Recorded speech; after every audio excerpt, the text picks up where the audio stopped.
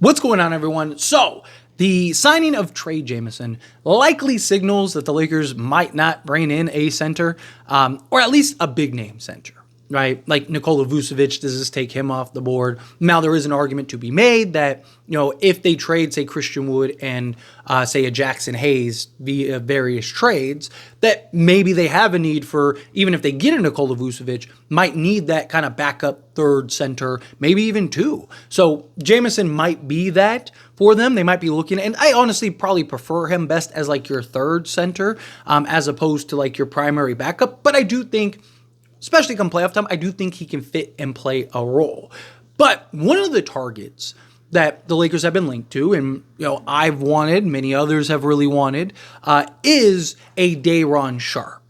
And I wanted to kind of break down both Trey Jemison and Day'ron Sharpe and show you some comparables, because I really do think that there are pros to Trey Jemison over Day'ron, and then vice versa, right? And I think they are very similar in that sense, right? Which is why I think Trey Jemison might actually be able to be our primary backup. Again, I would prefer a kind of a more veteran guy, but to me, I've even talked about, if you can sew up the perimeter correctly, then even like Jackson Hayes or Christian Koloko give you that. The reason I liked Day'ron Sharpe so much is because he's a guy that can get you near double-double in limited minutes, and he also is like 260, 265, right? But Day'ron Sharpe, he's anywhere from 6'9 to 6'11, depending on where you look up, right? Some places say he's 6'9, some places say he's 6'11.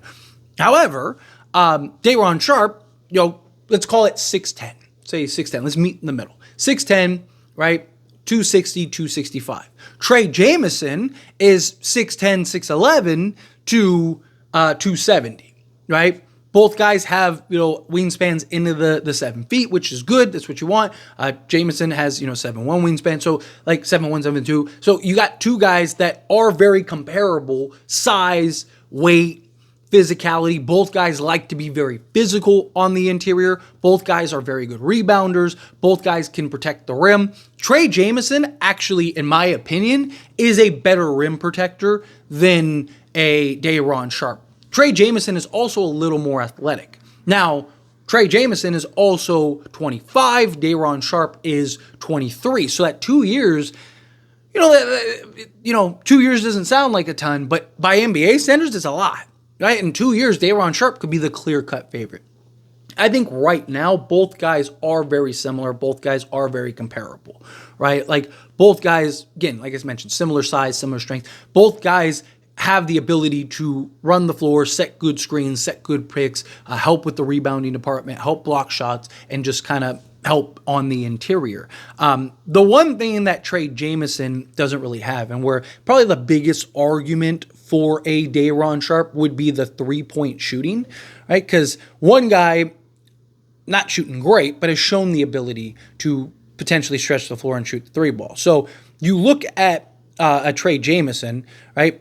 He's a guy that doesn't shoot threes at all. He is primarily an interior presence. That is it, right? He, again, floor running, right? Rim runner, be the slip man, pick and roll, all of that, right? Like, that's what you're looking for him to be. Day'ron Sharpe can give you those things, but on top of giving you those things, he has shown the ability to stretch the floor and knock down the three ball. Here's the thing, though, right? He's not somebody that right now you want taking 7-8 threes. So this season, he's averaging 1.4 threes a game. So say 1.5, right? 1.5 threes a game. He is shooting 11.5%. That's terrible, right? Without a doubt, no questions asked. Terrible. But he is a 73.5% free throw shooter, which is a good sign. And his willingness and ability, like I said, to take the shot. 23. Both of these guys are development guys, right? But both of these guys are development guys that can have an impact and give you a different look from Jackson Hayes and Christian Koloko even, right? They are more bigger physical presences that have just better lower center of gravity and can bang with the big boys, right? Like that's what these two would provide. That's why I like the idea of a Day'ron Sharpe. If Jemison can be that for the Lakers, then I don't think we have the need for a Day'ron Sharpe. But again, Day'ron Sharpe being 23 years old, there is the argument that acquiring him gives you kind of that wiggle room for growth and development. But Day'ron Sharpe also is going to need a new contract soon. Jemison, if he works out, you could probably sign him long term for dirt cheap. So you could probably sign him, like Day'ron Sharpe might cost you $5 million a year, right? Like you might be able to sign a Jemison for, 4 years, $12 million or something like that, just to give him a home long term, right? Depending on where he shapes up and how it works, right? Like, so there's options there, right? Jemison might be a little cheaper. Day'ron might be anywhere from the 5 to 10 million range, depending on what a team might value. Where I think at most Jemison will be, $5 million a year, something like 4 years, $20 million. I don't even think he should cost that much, but get stability and kind of bring it home. But the other kind of, well, I guess let's break down the stat by stat, right? So as far as Day'ron Sharpe, in 17 and a half minutes per game, right, you're looking at a guy that's giving you 8 and 6, right, with 1.5 assists. I'll round up a steal and half a block, right, because it's 0.7 steals. So he's a guy that give you 8 and 6 and 17 and a half minutes of action a game. Right now, if you look at Trey Jemison, right, can't really you could look at these year's stats, but I think the Memphis stats are more comparable to the type of role that the Lakers would have him play. But you look at with the Pelicans earlier this year in 16 games, no starts, 10.4 minutes, so basically 7 minutes less than Day'ron Sharpe. He gave you 2.4 points, 2.8 rebounds, so basically 2 points, 3 rebounds, an assist, a block, and a steal. However, if you equate his stats and adjust his stats for Day'ron's minutes, so let's say he's getting 17 and a half minutes, then you're looking at about 5 points, 9 rebounds with 1.5 assists, a full 1.2 steals, 1.2 blocks. So he basically give you more overall, he'd give you better rebounding and better defense than Day'ron Sharpe would give you. But let's look at the per 36 stats, right? Because kind of gives you an idea. Obviously, that's not the be-all, end-all metric, but I do think that's something that kind of give you a good idea of the comparables here. So his per 36 this season, in again 16 games played, he'd be averaging 8.2 points, 9.5 rebounds, 2.2 assists, 1.5 steals, 1.3 blocks, right? That is his per 36, where Day'ron Sharpe, on the other hand, for his per 36, in 19 games played, he'd be averaging 16 points, 13.1 rebounds, 3.1 assists, 1.5 steals, and 0.9 blocks. So basically gives you double the points and 4 more rebounds. Not as good defense and shot blocking, right? But gives you more overall. But also, again, he's playing a bigger role this season. He's been more consistent because he's actually gotten to play in minutes.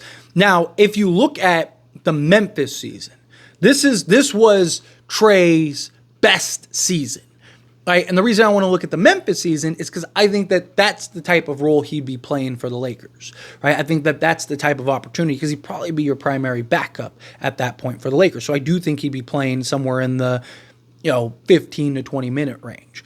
But you look at his per 36 that Memphis season, you're talking 11 points, 8 rebounds, 1.7 assists, 1 steal, and then 2 blocks per game, right? So again, gives you less points, but basically a guy that give you a double-double with 2 blocks in that time, right? So again, there are comparables. If I had my choice, Day'ron or Jemison, give me Day'ron Sharpe, right? I like Day'ron a lot. Day'ron, I think there is a genuine argument for the better player. Now, again, big difference. One guy's gotten a real role and opportunity. Another guy hasn't.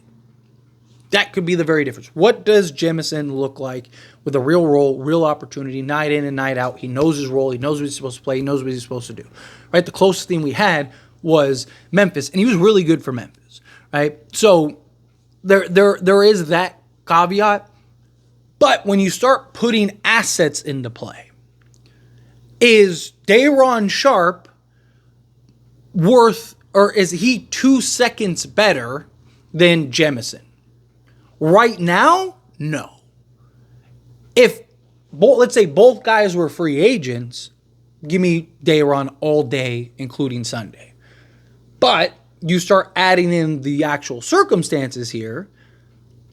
Day'Ron Sharpe plus 2 seconds, or for 2 seconds plus salary, but that's easy, right? But say 2 seconds, or Jemison for free, and we use those seconds to go make other moves. Give me that. I'd rather do that. So I prefer right now, given the Lakers' circumstances, again, circumstances are important, right? Context matters.